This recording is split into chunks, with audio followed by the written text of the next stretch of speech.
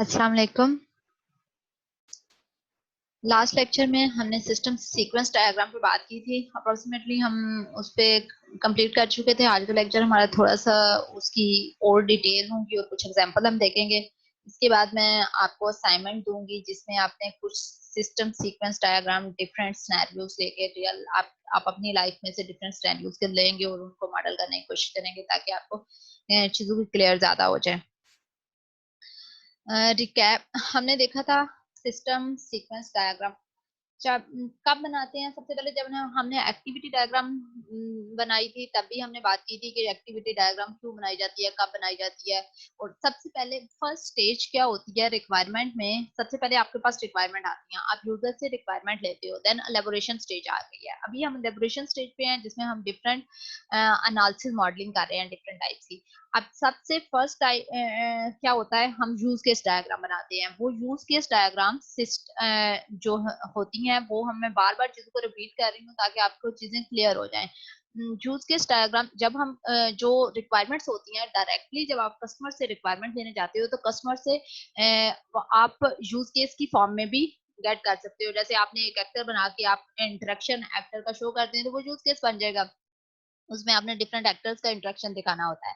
तो क्लाइंट से आप यूज केस डायग्राम उस स्टेज पे बना सकते हैं जब रिक्वायरमेंट आपने ले ली। आप सबसे पहले यूज केस डायग्राम बनाते हैं, देन उन यूज केस में डिफरेंट यूज केसेस को एलेबोरेट करने के लिए, यूज केसेस का एनालिसिस करने के लिए, यूज केस को डिटेल उसमें डिटेल ऐड करने के लिए और उनको एक्सप्लेन करने के लिए और एक फ्लो दिखाने के लिए या अक्रॉस एक ही यूज केस के दरमियान फ्लो दिखाने के लिए एक्टिविटीज डायग्राम बनाई जाती हैं या मल्टीपल यूज केसेस का आपस में फ्लो दिखाने के लिए और एक यूज केस को एक्सप्लेन करने के लिए, एलेबोरेट करने के लिए, यूज केस के एनालिसिस के लिए हम जो एक्टिविटी डायग्राम बनाते हैं वो फॉलो करती है यूज केस को। जब एक दफा यूज केस डायग्राम बन गई तो उसके बाद आप एक्टिविटी डायग्राम बना लेते हैं। हम अभी यहाँ पे बात कर रहे हैं कि यूज केस के बाद कब बन गया हमें पता चल गया, एक्टिविटी डायग्राम भी हमें कब बनानी है हमें पता चल गया। अब सिस्टम सीक्वेंस डायग्राम जो हम बात कर रहे हैं वो कब बनानी है। सीक्वेंस डायग्राम जो होती है वो एक्चुअल में आपका यूज केस डायग्राम और क्लास डायग्राम के दरमियान ब्रिज के तौर पे काम कर रही होती है। लाइक आप कह सकते हैं, देखिए हम बात करते हैं हमने कैसे बनाई थी सीक्वेंस डायग्राम के।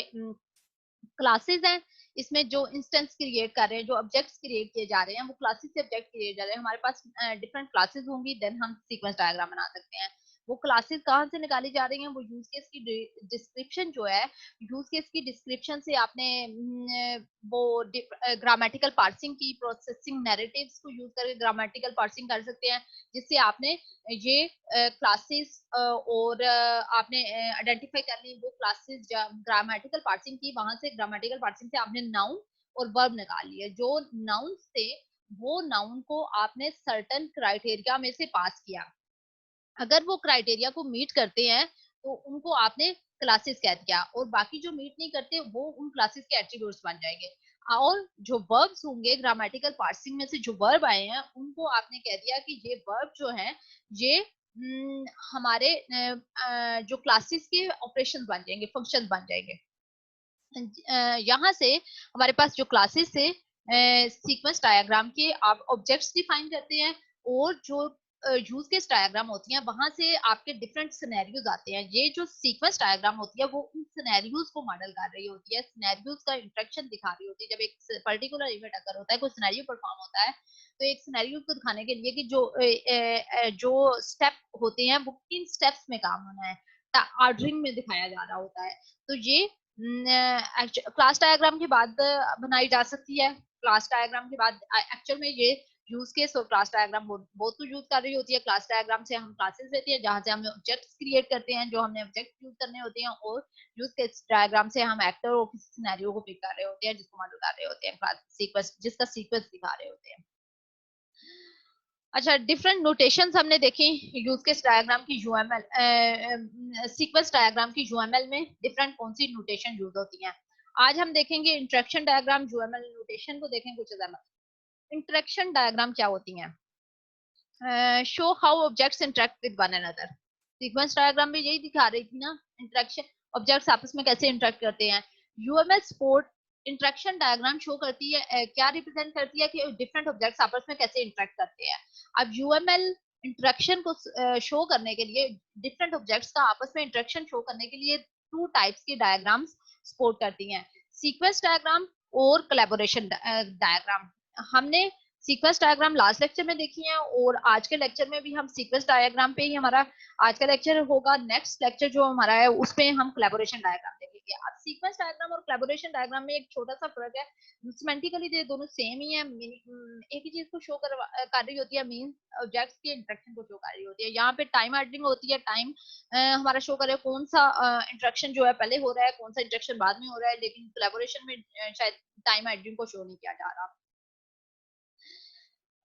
Sequence diagram, also known as interaction diagram, aka stands for also known as interaction diagram, semantically equivalent to collaboration diagram। मैंने पहले भी बात की है जो इंटरेक्शन डायग्राम, अब कहीं पे कोई बात करता है कि इंटरेक्शन डायग्राम आपने बनानी है, आपको पता ही नहीं चलेगा इंटरेक्शन डायग्राम क्या होती है। इंटरेक्शन डायग्राम ऑब्जेक्ट्स के इंटरेक्शन को शो कर रही होती है, जो कि सीक्वेंस डायग्राम यूएमएल इसके लिए सीक्वेंस डायग्राम भी सपोर्ट करती है और कोलैबोरेशन डायग्राम भी। सीक्वेंस डायग्राम और कोलैबोरेशन डायग्राम सिमेंटिकली एक ही होती हैं, लेकिन सिंटैक्स डिफरेंट हो सकता है, देखने में जो आपका सिंटैक्स होता है वो बनाने में डिफरेंट हो सकता है, और इसके अलावा इसमें टाइम शो हो रहा होता है R2 में सीक्वेंस डायग्राम में।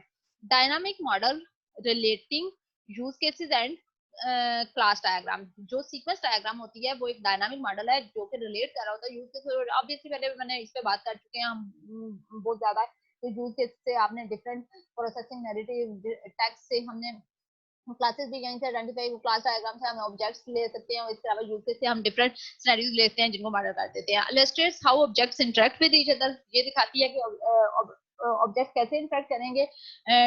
सबसे इंपॉर्टेंट बात ये है, ये पॉइंट इंपॉर्टेंट है, shows time ordering of interaction. हमें टाइम का पता चलता है जब हम एक्स एक्सिस पे ऑब्जेक्ट्स बनाते हैं, वाई एक्सिस पे हम टाइम शो कर रहे होते हैं। टाइम के जैसे जैसे डाउनवर्ड मूव करता जाता है वो लेटर में वो इंटरेक्शन होगा और स्टार्टिंग में होगा वो इंटरेक्शन सबसे पहले होगा। Generally set of messages between collaborating objects, एक डिफरेंट ऑब्जेक्ट्स के दरमियान मैसेजेस पास हो रहे होते हैं, वो आपने एरोस पे शो हो रहे होते हैं, वो आप देख चुके हैं। ordering of objects not significant. Sequence diagram shows only one flow of control.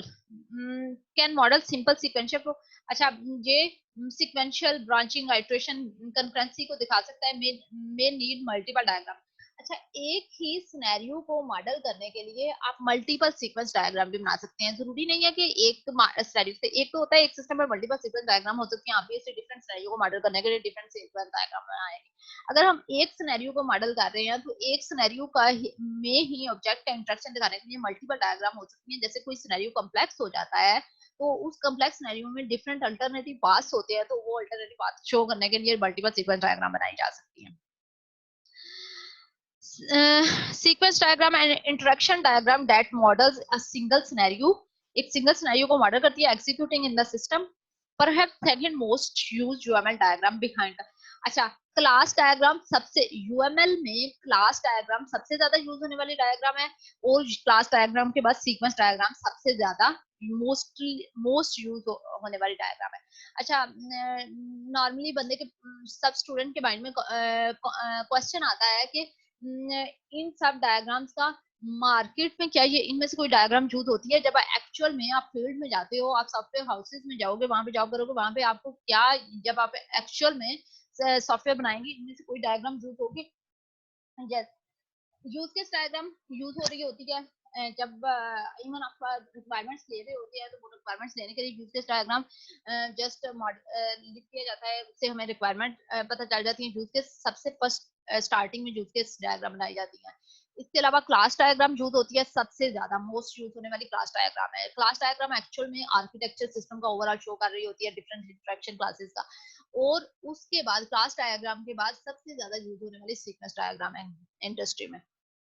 Relation of UML diagram to other exercise, आप ये आपको मैं पहले भी बता चुकी हूँ कि क्लास डायग्राम के साथ इसका रिलेशन होता है, यूज केसेस के साथ रिलेशन होता है, कैसे वो आप देख चुके हैं कि सिनेरियोज इधर से लेते हैं, क्लास डायग्राम से हम ऑब्जेक्ट लेते हैं, और क्लास डायग्राम का भी यूज केस डायग्राम से रिलेशन होता है। Use case diagram, use case text जो होता है उसी की ग्रामेटिकल पार्सिंग करके हम क्लासेस उसमें एट्रीब्यूट्स और ऑब्जेक्ट्स जो उनके ऑपरेशंस होते हैं वो फाइंड आउट कर रहे होते हैं।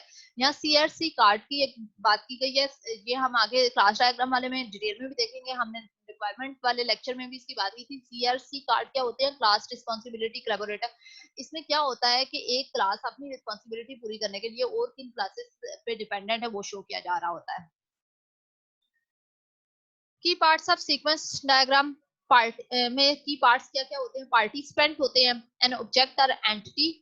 पार्टिसिपेंट क्या होता है? एन ऑब्जेक्ट और entity that acts in the sequence diagram. Sequence diagram start with an unattached अच्छा अब फाउंड मैसेज एरो। अच्छा ये क्या बात है? पार्टिसिपेंट क्या होता है? ऑब्जेक्ट और entity that acts as a sequence in the sequence diagram. ये ऊपर जो सीक्वेंस डायग्राम में सबसे एक्स एक्सिस पे जो आप मैंने बात की थी ऑब्जेक्ट्स बनाते हैं उनको पार्टिसिपेंट्स किया जाता है। सीक्वेंस डायग्राम जो होती है वो हमेशा स्टार्ट क्या होती है? एक अनअटैच्ड एरो से जिसके ऊपर कोई मैसेज आता है। अब किसी सिनेरियो को हम मॉडल कर रहे होते हैं, कोई आपका मैसेज आता है और देन सीक्वेंस डायग्राम स्टार्ट होती है।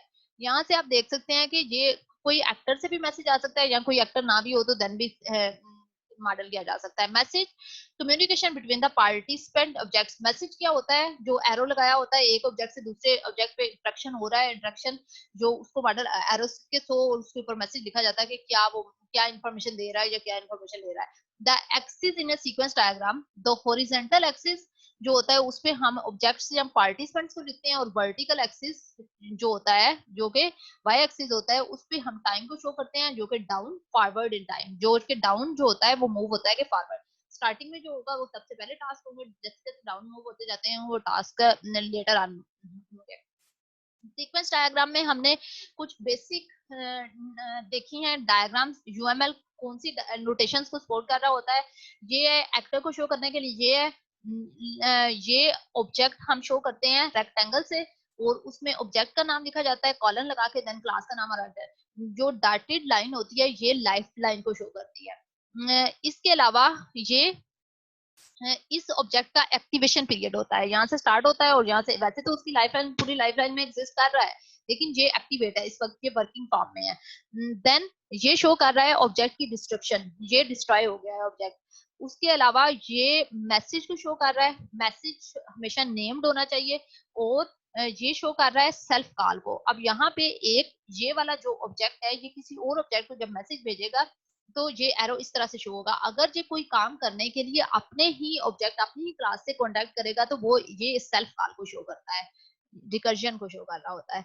और आपका मैसेज का रिप्लाई भी हो सकता है, मोस्टली रिप्लाई नहीं किया जाता। अंडरस्टूड सी बात होती है जब वो पैरामीटर कहीं और यूटिलाइज करना हो वो रिप्लाई, तो वहां पे जब वापस किया जाता है तो उसे डैश एरो से शो किया जाता है। जब आपने रन टाइम पे कोई ऑब्जेक्ट क्रिएट करना है तो ये कीवर्ड यूज करते हैं और जब उसे डिस्ट्रॉय करना होता है तो ये कीवर्ड को यूज करते हैं, ये मैसेज कॉल होती है। उसके अलावा अब यहाँ हम सिंपल सी एक सीक्वेंस डायग्राम देखते हैं। स्टूडेंट है, स्टूडेंट्स ने रजिस्टर करना है।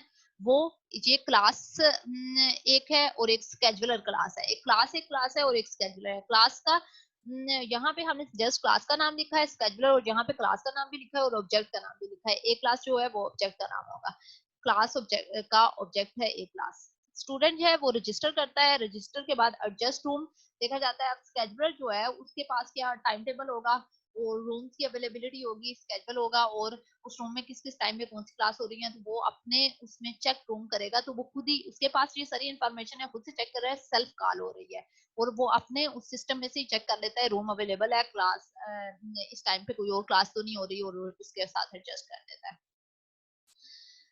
एडवांस में हमने कुछ चीजें देखते हैं। अच्छा ये देखें, ये सेल्फ कॉल जो होती है वो रिकर्जन शो कर रही होती है। इसके अलावा कंडीशनल लाइफ लाइन होती है। अच्छा ये देखें, सीक्वेंस आइट्रेशन को शो करने के लिए हमने लास्ट लेक्चर में पढ़ा था कि हम स्टेरिक यूज कर लेते हैं। एक हमने एग्जांपल देखी, जब तक वो गाड़ी फिल नहीं होती तो बस फिल नहीं होती तो ड्राइवर उसे स्टार्ट नहीं कर सकता, तो हमने स्टेरिक यूज किया था जब तक गाड़ी फिल होती रहे। अब जहाँ पे सीक्वेंस डायग्राम में हम सीक्वेंस नंबर भी शो कर रहे हैं, जैसे मैंने कहा था ये फर्स्ट नंबर पे टास्क होगा, ये सेकंड नंबर पे होगा, थर्ड पे होगा, फोर्थ पे होगा।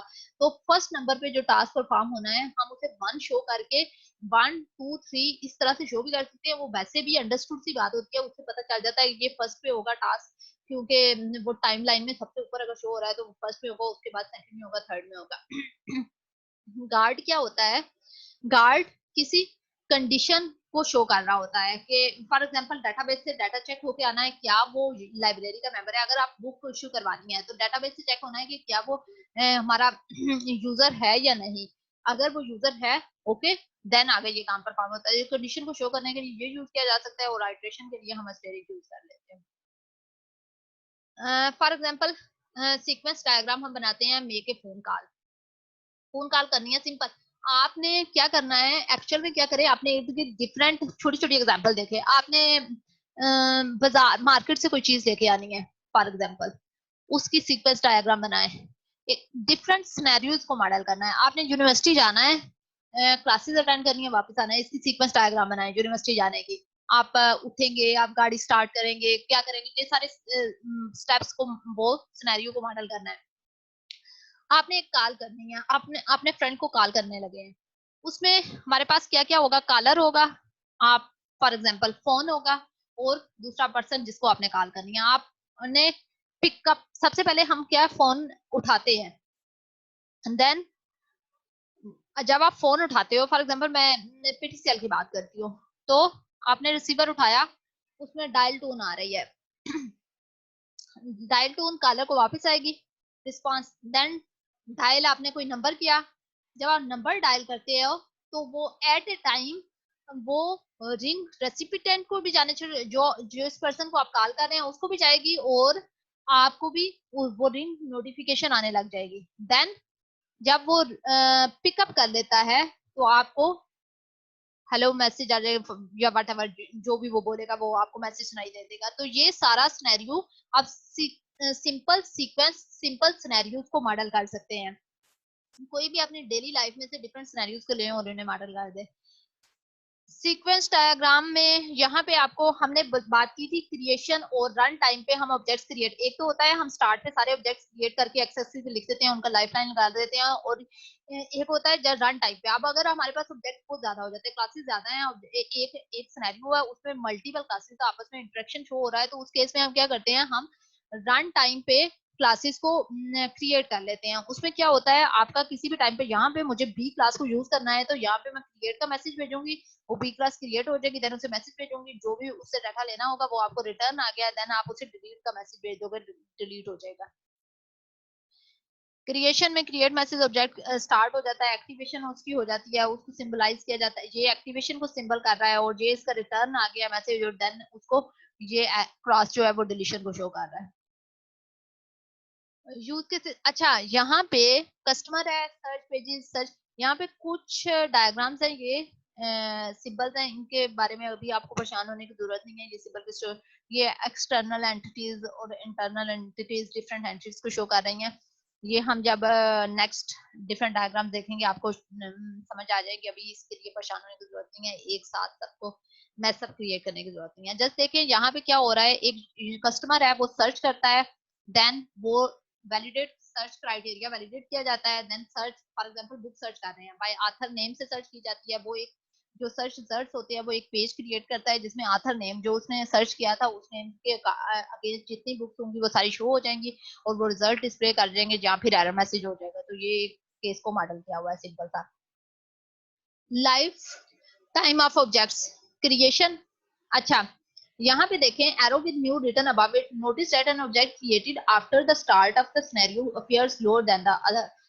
जब आपने स्टार्ट क्वेरी डेटाबेस से क्वेरी करनी है, एक हैंडलर एक क्लास थी, उसका ऑब्जेक्ट था ए, उसने कुछ क्वेरी कमांड की, एक न्यू, अच्छा यहाँ पे न्यू और क्रिएट जो है वो सेम यूज हो रहे हैं, इसके लिए आप न्यू कीवर्ड यूज कर सकते हो। न्यू आपने किया तो इसका मतलब है एक नई क्लास क्रिएट होगी, क्वेरी कमांड की। उसके बाद आपने एक और न्यू क्रिएट किया जो डेटाबेस स्टेटमेंट, आपने वहां से स्टेटमेंट एग्जीक्यूट की, उससे रिजल्ट्स आए। रिजल्ट्स आने के बाद जब आपने यूज कर लिया तो आपने उसको क्लोज की कमांड दे दी। क्लोज किसको शो कर रहा है? डिलीट को। जब भी आपने जैसे सी प्लस प्लस में आपने देखा होगा डिफरेंट पॉइंटर आप वो मेमोरी ले लेते हैं, देन आपने उसे डिस्ट्रॉय करना होता है, वो नहीं तो मेमोरी लीक्स की प्रॉब्लम आ जाती है। जैसे जावा में होता है कि वो गार्बेज कलेक्टर ऑटोमेटिकली हो जाता है, मेमोरी डिलीट हो जाती है। जब आपने यूज कर लिया उसके बाद ऑटोमेटिकली गार्बेज कलेक्टर हो जाता है, लेकिन सी प्लस प्लस वगैरह में अक्सर आपको खुद से करना पड़ता है ताकि मेमोरी लीक्स की इशू ना हो। तो यहाँ पे आपने इसको यूज करने के बाद जब आपने यूज कर लिया, आपने डिलीट कर दिया क्लोज से, और देन इसके रिजल्ट आपने यूटिलाइज कर लिए, इसके रिजल्ट आपको आ गए हैं, देन आपने यहाँ से इसको भी क्लोज कर दिया। रिप्रेजेंटिंग ऑब्जेक्ट्स, अच्छा ये पहले भी हम देख चुके हैं। ऑब्जेक्ट्स को रिप्रेजेंट करने के लिए डिफरेंट सिंबल यूज किए जा सकते हैं। Square with object types optionally proceed by the object name and caller. अच्छा यहाँ पे देखें, जो ऑब्जेक्ट्स का नेम होता है, देन क्लास का नेम होता है, और दरमियान में आप कॉलर लगाते हो। आप इसको एक ऑब्जेक्ट को रिप्रेजेंट करने के लिए आप सिंपल इस तरह से स्क्वायर लगा के उसमें क्लास का नेम और ऑब्जेक्ट का नेम और इस तरह से भी शो कर सकते हैं ऑब्जेक्ट्स को। और इसके अलावा आप ऑब्जेक्ट को इस तरह से भी शो कर सकते हो। सिंपल आप क्या करते हो, ऑब्जेक्ट का नेम लिखते हो, क्लास का आपने क्लास का आपने क्लास का नेम लिखा है लेकिन ऑब्जेक्ट का नेम नहीं लिखा। देखें यहाँ पे अगर कॉलन लगा हुआ है तो इसका मतलब है कॉलन के बाद क्लास का नेम होगा। तो आपने क्लास का नेम लिखा है लेकिन आपने ऑब्जेक्ट का नेम, एनोनिमस सब्जेक्ट है कोई भी, तो ये भी यूज कर सकते हैं। यहाँ पे क्या है, आपने सिर्फ ऑब्जेक्ट का नेम लिखा है, क्लास का नेम ही नहीं लिखा। Object after class unknown class, अब अननोन क्लास का ऑब्जेक्ट है, ये वाला जो मेथड है, ये एक ऑब्जेक्ट ये हम यूज नहीं करते। अब यहाँ पे हमें पता ही नहीं कि किस क्लास का ये ऑब्जेक्ट है। अगर ये वाला है तो हम यूज कर सकते हैं, अच्छा ठीक है पेशेंट क्लास का कोई भी ऑब्जेक्ट होगा, और ये है कि पेशेंट क्लास का स्मिथ ऑब्जेक्ट है। तो ये दोनों वेज आप यूज कर सकते हैं, ये वाले अवॉइड करना चाहिए, ये वाला। मैसेजेस कॉल जो होती है वो बिटवीन ऑब्जेक्ट्स जो होती है, एक एरो होता है और एरो के ऊपर मैसेज लिखा जाता है। मैसेज के अंदर क्या होता है, मैसेज नेम एंड आर्गुमेंट्स, उसको आर्गुमेंट दिए जाते हैं। फॉर एग्जांपल एडमिट मैसेज का नेम है और आर्गुमेंट जो थे उसका आईडी और उसका रूम की टाइप दे दी जाती है। Message between the objects, dash arrow back indicates return. ये जो डैश एरो होता है ये रिटर्न, मोस्टली हम रिटर्न कॉल नहीं देते, अंडरस्टूड होता है। अगर रिटर्न आप दे रहे हैं तो इसका मतलब है कि रिटर्न आपने वैल्यू वो अगर कोई जरूरी है आपने बाद में कहीं और यूटिलाइज करनी है उस वैल्यू को, तो आप उसे रिटर्न दे देते हैं और उसमें डैश एरो लगाया जाता है। अच्छा, एक होता है सिंक्रोनियस मैसेजेस और एसिंक्रोनियस मैसेज। जब सिंक्रोनियस कॉल होती है मींस उस केस में आपका क्या होता है, जो कॉलर होता है वो ब्लॉक हो जाता है, जो आपका ये वाला ऑब्जेक्ट है उतने टाइम के लिए ब्लॉक रहेगा, ये कोई और एक्टिविटी परफॉर्म नहीं कर सकता। तो ये वाला एरो जब शो हुआ है तो इसका मतलब है ये उतने टाइम के लिए आपका कॉलर जो है ऑब्जेक्ट वो कोई और काम एक्टिविटी परफॉर्म नहीं कर सकता। जब आपका एसिंक्रोनियस कॉल होती है वो उसको रिप्रेजेंट करने के लिए एरो ये इस टाइप का जो शो होता है। देखिए वन साइड पे लिखा हुआ है, इसमें फुल एरो है और यहाँ पे ये वन साइड पे एरो है। तो ये एसिंक्रोनस कॉल को शो करते हैं, मीनवाइल और काम परफॉर्म करते थे, आपका कॉलर ब्लॉक नहीं होता है। अच्छा, तो ये सिंपली हमने सीक्वेंस डायग्राम की रिवीजन की है। हमने देखा है कि सीक्वेंस डायग्राम में आइटरेशन को शो किया जा सकता है, लूप को शो करते हैं, डिफरेंट नोटेशन यूएमएल की कौन सी नोटेशन यूज हो रही होती है सिस्टम सीक्वेंस डायग्राम में। अच्छा, मैं आपने जैसे मैंने आपको एक फोन कॉल करने की एग्जांपल बताई है, या अगर फॉर एग्जांपल हम बात करते हैं कि हमने क्या करना है, एक एटीएम से विड्रॉ करना है, तो उस केस में क्या होगा, सबसे कौन कौन से ऑब्जेक्ट्स होंगे। फॉर एग्जांपल एक कस्टमर होता है और एटीएम होगा और बैंक से वैलिडेशन होनी होती है, बैंक इन्वॉल्व होगा, ये क्लासेस होंगी। अब ये क्लासेस जो होती हैं इसमें इनकी लाइफलाइन शो करें, देन उसके बाद एक्टिवेशन पीरियड शो करें। जब एक कस्टमर आएगा वो पिन एंटर करेगा, वैलिडेट होगा, वैलिडेट कहाँ से होगा, बैंक से जाके हो रहा है या एटीएम से हो रहा है। एटीएम से अगर हो रहा है तो वो सेल्फ कॉल होगी और बैंक से जाके चेक होगा, जब वो विथड्रॉ करने लगा है तो चेक होगा इसके पास बैलेंस है या नहीं। तो बैलेंस बैंक बैंक जो ऑब्जेक्ट है उसके पास जाएगा और उससे वैलिडेट हो गए फिर दोबारा आएगा और फिर कैश इसको मिल जाएगा क्लाइंट को। तो आपने इस तरह डिफरेंट सिनेरियोस को मॉडल करने की कोशिश करनी है सीक्वेंस डायग्राम में। रियल वर्ल्ड से आप छोटे से छोटे कोई सिनेरियो उठाए और उनको मॉडल करने की कोशिश करते ताकि आपको कॉन्सेप्ट क्लियर हो जाए। मैं आपको डिफरेंट दो तीन सिनेरियोस की एक असाइनमेंट दूंगी जिसमें आपने सीक्वेंस डायग्राम बनानी होगी।